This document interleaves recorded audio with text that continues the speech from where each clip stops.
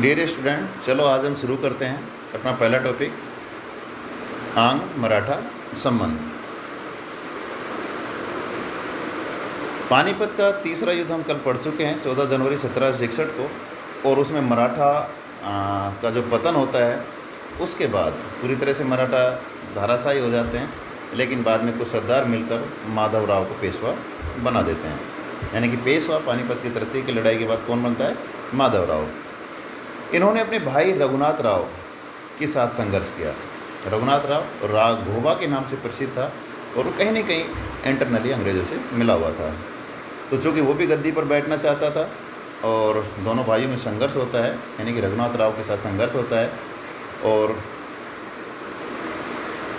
किया, लेकिन बाद में मराठा सरदारों में आपसी एकता स्थापित हो जाती है। 1772 ईस्वी में माधवराव की मृत्यु हो जाती है और उसके बाद नारायण राव पेशवा बनता है। लेकिन बाद में देखते हैं कि रघुनाथ राव ने नारायण राव की हत्या करवा दी। तो ये एक बड़ी घटना है कि शासक बनने के लिए किस प्रकार वो नारायण राव की हत्या करता है और स्वयं पेशवा वो बन जाता है। कौन? राघोबा। मराठा सरदारों ने रघुनाथ राव को अपदस्थ करने के लिए बड़ा भाई परिषद की स्थापना की। अब मराठा जो सरदार थे, महत्वपूर्ण सरदार थे जो माधवराव के समय के थे। अब उन मराठा सरदारों ने इसके खिलाफ, यानी कि रघुनाथ राव के खिलाफ अलग से एक संगठन बनाता है और उसे बोला गया है बड़ा भाई परिषद। तो इसको याद रखना है। और वो लोग नारायण राव के जो नवजात छोटा सा बच्चा होता है सतसई माधवराव को संरक्षण करते हैं। सतसई माधवराव, देखो माधवराव, लेकिन आप देखते हो यहाँ है सतसई माधवराव, उसको संरक्षण देते हैं और उसको वो गद्दी पर बिठाते हैं। बड़ा भाई परिषद के प्रमुख जो थे उस समय वो थे नाना फडणवीस। ये याद रखना है, कौन थे? नाना फडणवीस थे उसके प्रमुख। पेशवा माधवराव के समय महादाजी सिंधिया ने 1771 ईस्वी में दिल्ली पर अधिकार कर लिया। तो ये एक बड़ी घटना है। पेशवा माधवराव के समय महादाजी सिंधिया, एक बहुत बड़ा नाम था महादाजी सिंधिया का, मैंने बताया था, बहुत महत्वपूर्ण मराठा सरदार है जो 1761 की लड़ाई के बाद आते हैं मराठाओं में। वो थे नाना फडणवीस और माधवराव सिंधिया। तो पेशवा माधवराव के समय ही माधवराव सिंधिया ने 1771 ईस्वी में दिल्ली पर अधिकार कर लिया। एक बड़ी घटना है, दिल्ली पर अधिकार करना छोटी मोटी बात नहीं है। और उस समय के जो निर्वासित मुगल सम्राट अली गौहर, जिसको हम कहते हैं शाह आलम द्वितीय, उसको वह 1772 ईस्वी में पुणे गद्दी पर बैठा देते हैं। तो एक उनके लिए तो बड़ा सौभाग्य था मुगलों के लिए कि कम से कम उनको वापस गद्दी पर स्थापित किया है। चाहे वो प्रतीक के रूप में शासन चला रहे हैं, लेकिन मराठा ने कम से कम ससम्मान उनको गद्दी पर बैठाया। और ये पूरा रोल किसने निभाया? महादाजी सिंधिया ने निभाया। पेशवा माधवराव नारायण राव की पेशवा नियुक्ति ही प्रथम आंग्ल मराठा युद्ध का कारण बनी, क्योंकि राघोबा खुद पेशवा बनना चाहता था। तो ये अपने आप में देखते हैं कि पेशवा माधवराव नारायण राव जब पेशवा बनता है तो पहला अंग्रेज़ मराठा के बीच जो संघर्ष होता है उसका मुख्य कारण ही पेशवा की नियुक्ति ही मानी जाती है। तो कभी पूछा जाए कि पहला आंग्ल मराठा युद्ध का क्या कारण रहा, तो पेशवा के पद पर जो नियुक्ति हुई थी कि चूँकि राघोबा खुद बनना चाहता था, लेकिन मराठा जो बड़ा भाई परिषद थी, महत्वपूर्ण मराठा सरदार जिसमें थे नाना फडणवीस, महादाजी सिंधिया जैसे लोग थे, उन लोगों ने पेशवा माधवराव नारायण राव को पेशवा नियुक्त कर दिया था। किसको नेगलेक्ट करके? राघोबा को नेगलेक्ट करके। देखो यहाँ राघोबा एक ही बात है, या तो राघोबा बोलो नारायण राव बोलो, सॉरी राघोबा इसी का नाम है, रघुनाथ राव का, कभी कंफ्यूज हो जाओ।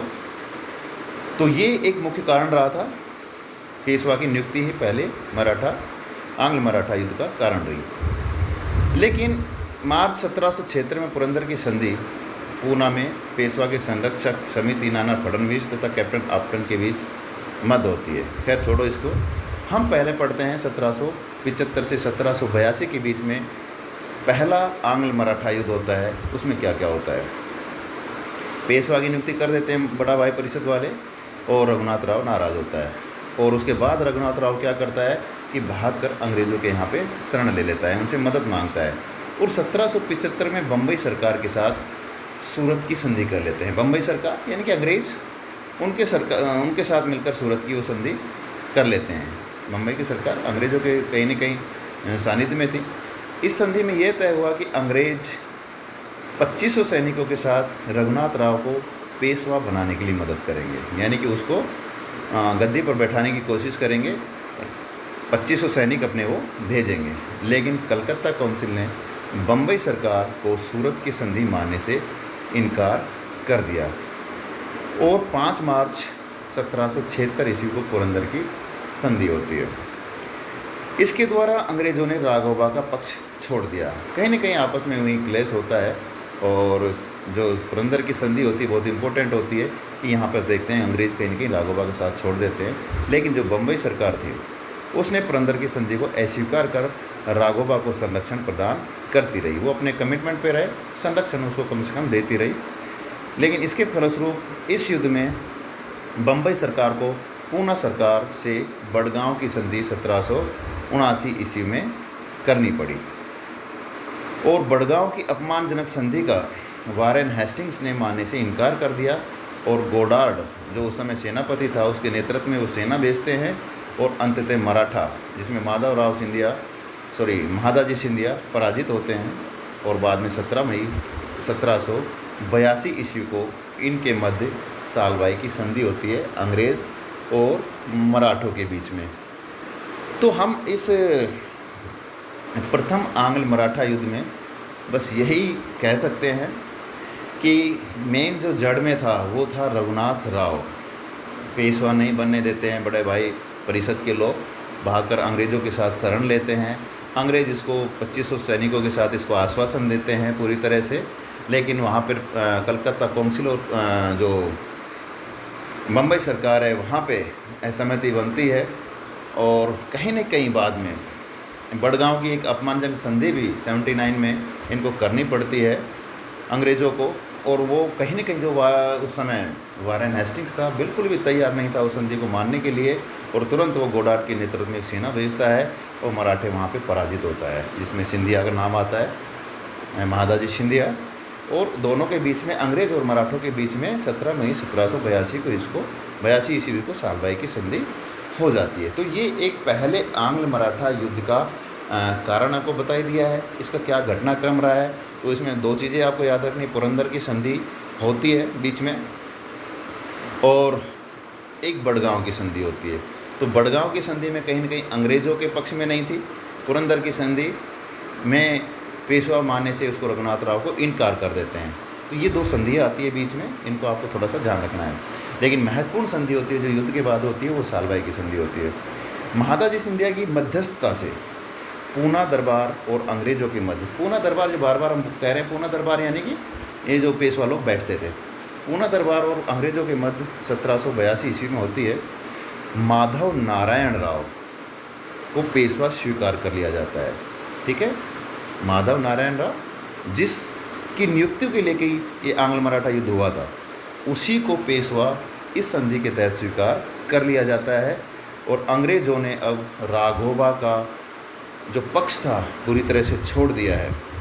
सालसीट और थाना अंग्रेज़ों को, सालसीट और थाना अंग्रेज़ों को मिल गया।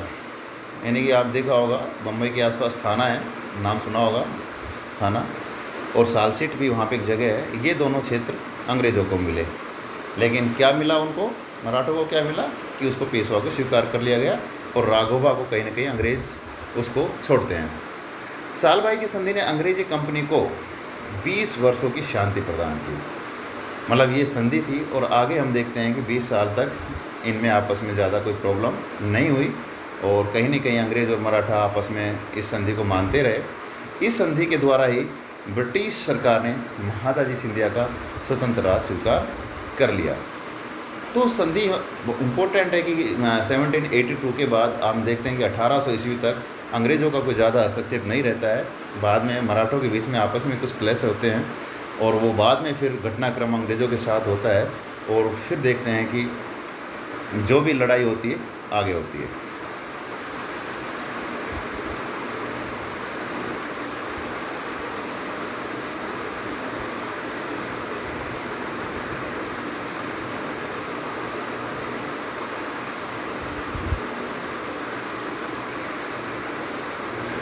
1802 में एक बसीन की संधि को हम थोड़ा पढ़ लें। सालबाई की संधि के बाद नाना फडणवीस और माधवराव सिंधिया के मध्य सत्ता संघर्ष शुरू हो गया। अब देखे थे कि भाई किस प्रकार सालबाई की संधि के बाद ठीक है शांति रही, अंग्रेज़ों ने हस्तक्षेप नहीं किया, लेकिन मराठा सरदार आपस में भिड़ मरे और वर्चस्व की लड़ाई, कहीं न कहीं नाना फडणवीस वो भी इम्पोर्टेंट था और महादाजी सिंधिया, तो दोनों के बीच में कहीं न कहीं आपस में टकराव होता है और सत्ता संघर्ष की शुरुआत होती है। लेकिन 1795 ईस्वी में महादाजी और 1800 ईस्वी में फडणवीस की मृत्यु हो जाती है। अब राघोबा का अयोग्य पुत्र, देखो राघोबा ने तो जो तमाशा करना था कर चुका, उसकी कहानी खत्म हो चुकी है। अब उसका अयोग्य पुत्र आ जाता है बाजीराव द्वितीय, अंग्रेज़ों की सहायता से अंतिम पेशवा बनता है। अंतिम पेशवा बाजीराव द्वितीय, ये आपको याद रखना है। पेशवा हम उसको बताएंगे डिटेल से। पहला पेशवा कौन था? बालाजी विश्वनाथ, 1713 ईस्वी में नियुक्त हुआ था। और आखिरी पेशवा है बाजीराव द्वितीय। ये अंग्रेज़ों की सहायता से अंतिम पेशवा बनता है और इस समय तक जसवंत राव होलकर और दौलत राव सिंधिया के मध्य सर्वोच्चता का संघर्ष शुरू हो जाता है। जिस प्रकार शुरुआती दौर में देखते हैं फडणवीस और महादाजी सिंधिया के बीच में होता था, अब महत्वपूर्ण मराठा ग्रुप सरदारों के रूप में कौन आ गए हैं? जसवंत राव होलकर और दौलत राव सिंधिया। इनके बीच में सत्ता संघर्ष की शुरुआत होती है। बसीन की जो संधि होती है बाजीराव द्वितीय तथा वेलेस्ली के मध्य होती है।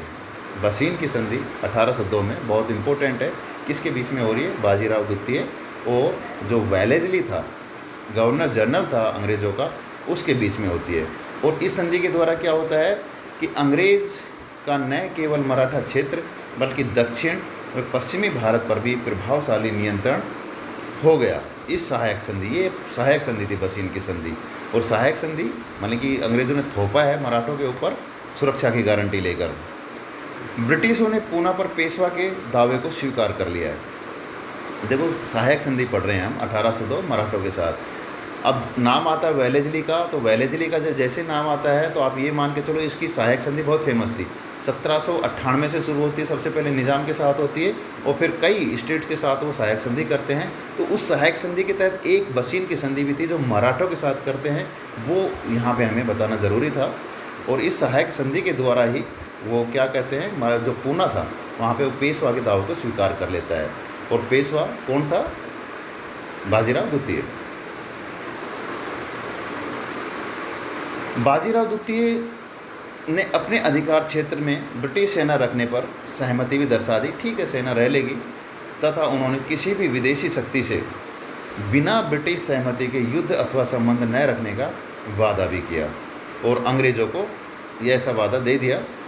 बाजीराव द्वितीय ने अपने अधिकार क्षेत्र में ब्रिटिश सहमति के युद्ध अथवा संबंध न रखने का वादा किया और उसके बाद बाजीराव द्वितीय ने अंग्रेज़ों द्वारा हैदराबाद के निज़ाम और बड़ौदा के गायकवाड़ से समझौते को भी स्वीकार कर लिया और रक्षा के मूल्य में स्वतंत्रता का बलिदान कर लिया। यानी कि यहाँ देखा जा सकता है कि जो बाजीराव द्वितीय था वो सिर्फ शासन पेशवा के पद से चिपका रहना चाहता था और किसी भी हद तक उसने अपना पूरा समर्पण कर दिया। जो भी आ रहे हैं तुम भी लो, तुम भी लो, तुम भी लो, अंग्रेज़ों के सामने पूरी तरह से नतमस्तक हो जाता है। तो सहायक संधि अंग्रेज़ अपने सैनिक यहाँ पे रखते हैं, बगैर अंग्रेज़ों की परमिशन वो पत्ता भी नहीं हिला सकता था। तो ये थी अपने आप में बसीन की संधि। तो हम देखते हैं पहला आंग्ल मराठा युद्ध पड़ा, उसके बाद कैसे सालबाई की संधि हुई 1782 ईस्वी में, फिर 20 साल के लिए कैसे शांति हुई, लेकिन उन्हीं 20 सालों में कैसे महत्वपूर्ण मराठा सरदार था उसमें आपस में वर्चस्व की लड़ाई होती है और फिर बाद में सहायक संधि का दौर शुरू हो जाता है वेलेस्ली के समय। उसी के तहत बसीन की संधि 1802 बहुत इंपॉर्टेंट होती है और सहायक संधि जिनके भी साथ अंग्रेज़ करते थे उसमें यही होता था कि कोई भी तीसरी शक्ति के साथ वो उनको अंग्रेज़ों के बगैर परमिशन नहीं दे सकते थे अपने राज्य में और अंग्रेज़ सैनिक वहाँ पर नियुक्त रहेंगे। इस सहायक सैनिक की कुछ शर्तें और भी थी, उसमें से कुछ ये शर्तें थी। तो वो बाजीराव द्वितीय ने स्वीकार की सहर्ष और पूरी तरह से अपना एक कहते हैं कि रक्षा के मूल्य में स्वतंत्रता का पूरी तरह से बलिदान वो यहाँ पर कर देता है। तो ये एक शुरुआत है अंग्रेज़ और मराठों के जो क्लैश हुआ था उसमें पहला मराठा युद्ध। कल हम पढ़ेंगे द्वितीय आंग्ल मराठा युद्ध के बारे में पढ़ेंगे। Thank you.